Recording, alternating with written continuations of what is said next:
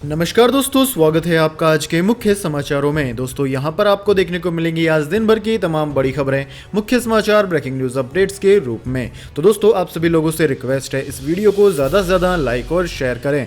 तो दोस्तों सीधे चलते हैं आज की पहली बड़ी खबर की ओर। भारत ने चीन को एक बार फिर दिया बड़ा झटका। अब तेल कंपनियों ने चीनी जहाज़ों और टैंकरों पर लगाई पाबंदी। जी हाँ दोस्तों, भारत चीन सीमा पर जारी तनाव और चीन से बिगड़ते रिश्तों के बीच भारत की बड़ी तेल कंपनियों ने अपने कच्चे और पेट्रोलियम उत्पादों को लाने और ले जाने में चीनी जहाज और चीनी टैंकरों के इस्तेमाल पर प्रतिबंध लगा दिया है। भारतीय तेल कंपनियों का कहना है कि वे चीन के स्वामित्व वाली किसी भी ऑयल टैंकर या फिर शिप का इस्तेमाल भारत में कच्चे तेल आयात करने या फिर भारत से डीजल निर्यात करने के लिए नहीं करेंगे, भले ही उसे किसी थर्ड पार्टी ने ही रजिस्टर क्यों न किया हो। ऐसा करने वाली थर्ड पार्टी कंपनियों को ब्लैकलिस्ट कर दिया जाएगा। भारतीय तेल कंपनियों ने फैसला किया है कि देश में तेल आयात और निर्यात करने के लिए लगने वाली बोली से चीनी जहाजों को बैन किया जाएगा। इन कंपनियों ने ओपेक देशों के साथ दुनिया भर के ऑयल ट्रेडर्स को साफ शब्दों में कह दिया है कि किसी भी चाइनीज जहाज से भारत तेल नहीं भेजा जाए। इसके बाद दोस्तों अगली बड़ी खबर, अमेरिका ने वीजा प्रतिबंधों में किया छूट का ऐलान। H1B वीजा धारकों को मिलेगा फायदा। जी हां दोस्तों, अमेरिका ने H1B वीजा पर लगाए गए प्रतिबंधों में कुछ ढील देने का फैसला किया है। ट्रंप प्रशासन की तरफ से कहा गया है कि नियमों में बदलाव किए गए हैं ताकि चुनिंदा मामलों में वीजा धारकों को अमेरिका आने की अनुमति दी जा सके। अमेरिका के इस फैसले का खासकर उन लोगों को इससे ज्यादा फायदा मिलेगा जो वीजा प्रतिबंध की वजह से नौकरी छोड़कर गए थे। अमेरिकी विदेश मंत्रालय ने कहा कि यदि H1B वीजा धारक उसी कंपनी के साथ अपनी नौकरी को और आगे बढ़ाने के लिए वापस आना चाहते हैं जिसके साथ वह प्रतिबंधों की घोषणा से पूर्व जुड़े थे, तो उन्हें वापसी की अनुमति होगी। ऐसे धारकों के साथ उनके आश्रितों को भी अमेरिका की यात्रा की अनुमति दी जाएगी। इसके बाद दोस्तों अगली बड़ी खबर, निकंबे नक्कारा पायलट के साथ गहलोत ने किया मिलाप, बोले अपने तो अपने होते हैं। जी हां दोस्तों, राजस्थान में करीब एक महीने तक चले सियासी ड्रामे के बाद सीएम अशोक गहलोत ने गुरुवार को सचिन पायलट के साथ मिलाप कर लिया। इससे पहले उन्होंने निकंबा और नकारा कहा था। दोस्तों आज उसी सचिन पायलट को फोन करके कांग्रेस विधायक दल की बैठक में शामिल होने के लिए निमंत्रित किया गया, जिसके बाद पायलट जयपुर में सीएम निवास पहुंचे और अशोक गहलोत समेत बाकी नेताओं से हाथ मिलाया। पायलट के वापस लौटने से खुश गहलोत ने कहा कि पार्टी में अब सब ठीक हो गया है। विधायक दल को संबोधित करते हुए मुख्यमंत्री अशोक गहलोत ने कहा कि हम खुद विश्वास प्रस्ताव लाएंगे। उन्होंने कहा कि जो बातें हुई उन्हें भुला दें। हम 19 एमएलए के बिना भी बहुमत साबित कर देते, लेकिन वह खुशी नहीं होती। उन्होंने कहा कि अपने तो अपने होते हैं। इसके बाद दोस्तों अगली बड़ी खबर, अब भारत सरकार देने जा रही है ई पासपोर्ट की बड़ी सुविधा। जी हां दोस्तों, भारत सरकार अगले साल से ई पासपोर्ट जारी करेगी जिसमें इलेक्ट्रॉनिक माइक्रो प्रोसेसर लगा होगा। एक रिपोर्ट के मुताबिक सरकार ने इसका ट्रायल भी पूरा कर लिया है। सरकार ने 1 घंटे के भीतर 20,000 से ज्यादा ई पासपोर्ट जारी करने का ट्रायल पूरा कर लिया। ई पासपोर्ट जारी करने के लिए सरकार एजेंसी की मदद लेगी जो इसके लिए IT इंफ्रास्ट्रक्चर विकसित करेगी।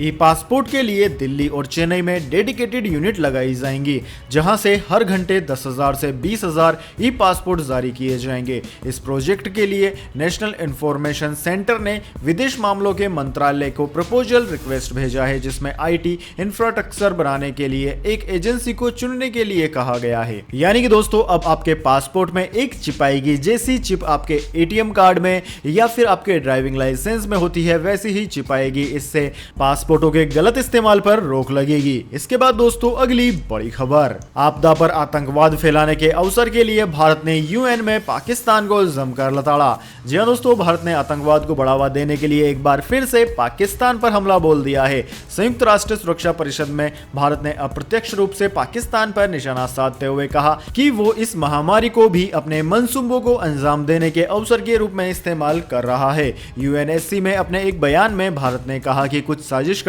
इस महामारी के वर्तमान माहौल को भी अपने नापाक मंसूबों को अंजाम देने के लिए इस्तेमाल कर रहे हैं। वे मनमुटाव और हिंसा को जन्म देने के लिए भ्रामक जानकारी फैला रहे हैं, यहाँ तक कि वे अवसरवादी आतंकवादी हमलों को भी प्रायोजित कर रहे हैं। इसके बाद दोस्तों अगली बड़ी खबर, रिलायंस खरीद सकता है टिकटॉक का भारतीय कारोबार। बाइटडांस ने मुकेश अंबानी की कंपनी से बातचीत शुरू की। जी हां दोस्तों, यूजर्स के लिहाज से दूसरा सबसे बड़ा बाजार रहे भारत में दोबारा आने के लिए टिकटॉक टिकटॉक बेकरार है। टिकटॉक की पेरेंट कंपनी बाइटडांस इसके भारतीय कारोबार को बेचने की योजना बना रही है। मीडिया रिपोर्ट्स के अनुसार ByteDance short video app TikTok का भारतीय कारोबारी मुकेश अंबानी के स्वामित्व वाली रिलायंस इंडस्ट्रीज लिमिटेड में विलय करने को तैयार है।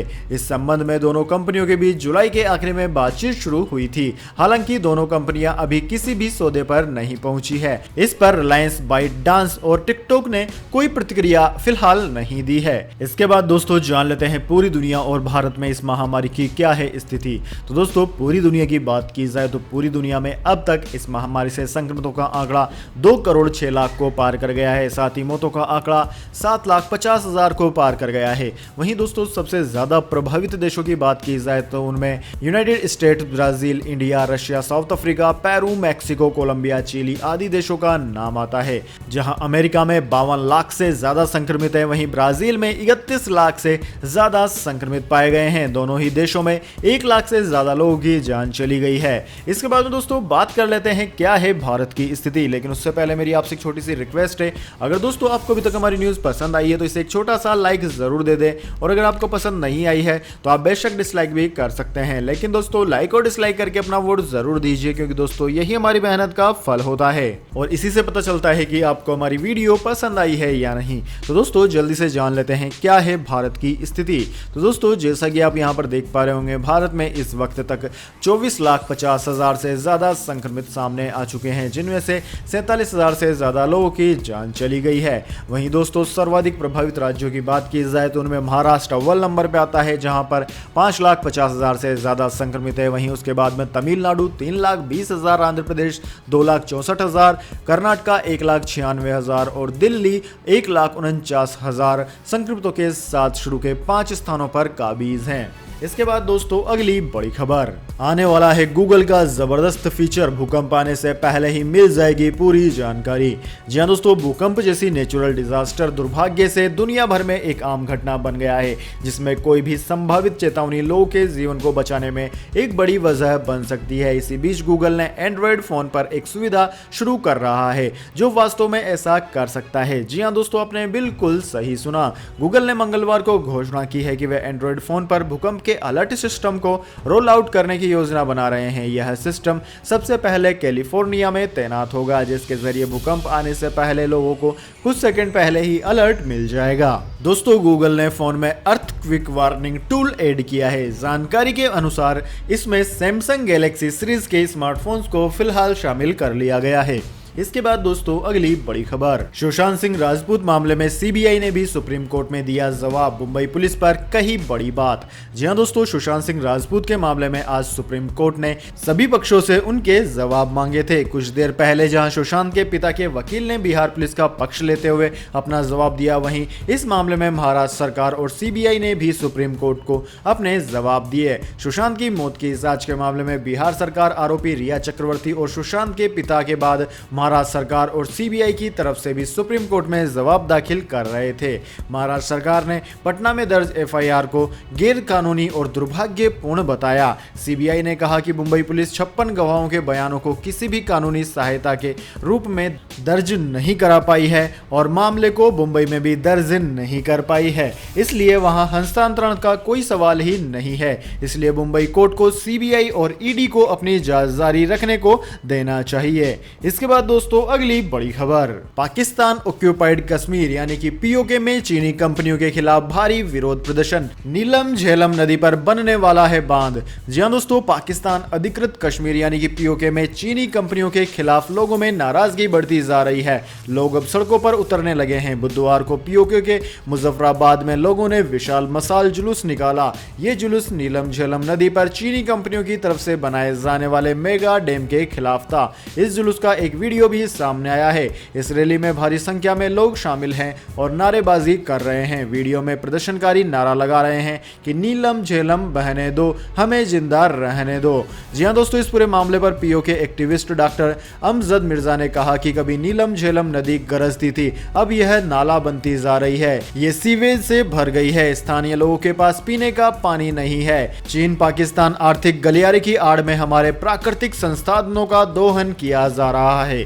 इसके बाद दोस्तों अगली बड़ी खबर, मौसम समाचार जानिए अगले 24 घंटे के मौसम पूर्वानुमान, साथ ही बीते 24 घंटे के मौसम समाचार भी। दोस्तों देश के कई हिस्सों में फिलहाल पानी बरस रहा है, जबकि कई हिस्सों में अच्छी खासी बारिश हो रही है। दोस्तों बीते 24 घंटों के दौरान हरियाणा, दिल्ली, उत्तर प्रदेश, उप हिमालय, पश्चिम बंगाल, सिक्किम, गंगेय पश्चिम बंगाल, मध्य प्रदेश, छत्तीसगढ़, दक्षिणी पूर्वी राजस्थान, कोंकण, गोवा, दक्षिणी गुजरात, तेलंगाना और अंडमान व निकोबार द्वीप समूह में कुछ इलाकों में मध्यम से भारी वर्षों के साथ एक दो स्थानों पर भीषण वर्षा दर्ज की गई है।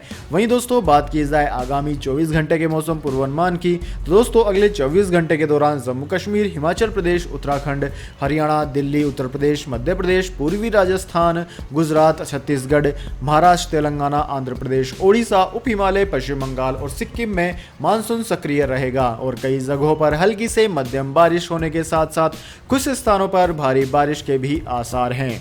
इसके अलावा दोस्तों बिहार, गंगेय पश्चिम बंगाल, उत्तराखंड, उत्तरी ओडिशा, तटीय कर्नाटक, केरल, अंडमान व निकोबार द्वीप समूह और शेष पूर्वोत्तर भारत में हल्की से मध्यम बारिश दर्ज की जाएगी।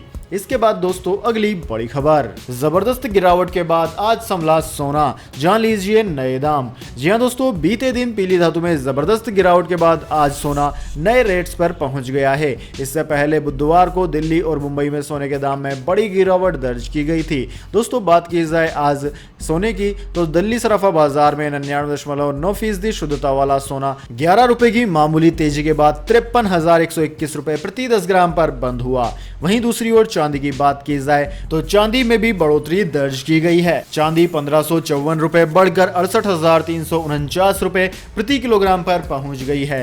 इसके बाद दोस्तों अगली बड़ी खबर, जल्द शुरू हो सकती है दिल्ली मेट्रो, अब डेबिट और क्रेडिट से भी दे सकेंगे किराया। जी हां दोस्तों, इस महामारी के मद्देनजर लॉकडाउन के ऐलान के बाद से बंद पड़ी दिल्ली मेट्रो जल्द शुरू हो सकती है। उम्मीद की जा रही है कि आगामी 15 अगस्त के बाद केंद्र सरकार दिल्ली मेट्रो का परिचालन शुरू करने का फैसला ले सकती है। मनी कंट्रोल ने अपनी एक रिपोर्ट में कहा कि केंद्र सरकार के परिचालन की मंजूरी मिलने के बाद दिल्ली मेट्रो में यात्रियों का सफर और आरामदायक हो जाएगा। यात्रियों को टोकन खरीदने या फिर स्मार्ट कार्ड रिचार्ज कराने के लिए लंबी लंबी लाइनों में खड़ा नहीं होना होगा। दिल्ली मेट्रो में आने वाले समय में सफर करने के लिए आप डेबिट और क्रेडिट कार्ड का प्रयोग कर पाएंगे। इससे स्मार्ट कार्ड रिचार्ज करने की समस्या भी खत्म हो जाएगी। इसके बाद दोस्तों अगली बड़ी खबर, प्रधानमंत्री नरेंद्र मोदी बने सबसे अधिक समय तक प्रधानमंत्री बने रहने वाले पहले गैर कांग्रेसी नेता। जी हां दोस्तों, प्रधानमंत्री नरेंद्र मोदी गुरुवार यानी कि 13 अगस्त को देश के चौथे ऐसे प्रधानमंत्री हो गए जिन्होंने सबसे लंबे समय तक पद पर बने रहने का रिकॉर्ड बनाया।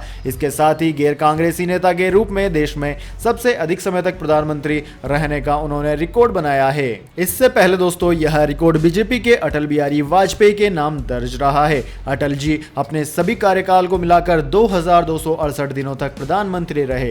गुरुवार को पीएम नरेंद्र मोदी उस रिकॉर्ड को तोड़कर यह उपलब्धि अपने नाम दर्ज कर लिए। इसके बाद दोस्तों अगली बड़ी खबर, बीएसएनएल ने लॉन्च किया शानदार प्लान, 80 दिनों की वैलिडिटी के साथ रोज मिलेगा 1 GB डेटा भी। जी हां दोस्तों, दूरसंचार निगम लिमिटेड यानी कि बीएसएनएल ने 80 दिनों की वैलिडिटी वाला एक और सस्ता प्लान लॉन्च कर दिया है। यह प्लान 399 रुपए का है। इस प्लान में 250 मिनट प्रतिदिन की कॉलिंग मिल रही है, साथ ही रोजाना 1 GB डेटा के साथ 100 SMS भी मिलेंगे। यह नया प्लान 15 अगस्त से शुरू हो जाएगा। दोस्तों लिमिट खत्म होने के बाद यूजर्स को 1 रुपए प्रति मिनट लोकल कॉल के लिए देने होंगे, जबकि लैंडलाइन और एसटीडी कॉल्स के लिए यूजर्स को 1 रुपया 30 पैसा प्रति मिनट देने होंगे।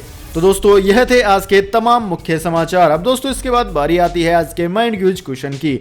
जी हां दोस्तों, एक आसान से सवाल का जवाब देकर आप जीत सकते हैं एक अमेजिंग सरप्राइज गिफ्ट हमारे यूट्यूब चैनल की ओर से। तो दोस्तों आज का सवाल आपकी स्क्रीन पर आ चुका है। भारत के साथ कौन से देश की सबसे लंबी सीमा लगती है? जी हां दोस्तों, अगर आप जानते हैं उस देश का नाम जो कि भारत के साथ सबसे लंबा बॉर्डर शेयर करता है, तो जल्दी से उस देश का नाम कमेंट बॉक्स में लिख दीजिए।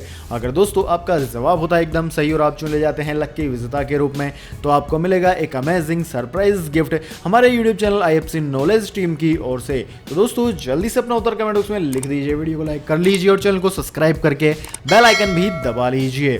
धन्यवाद। वंदे मातरम। जय हिंद, जय भारत।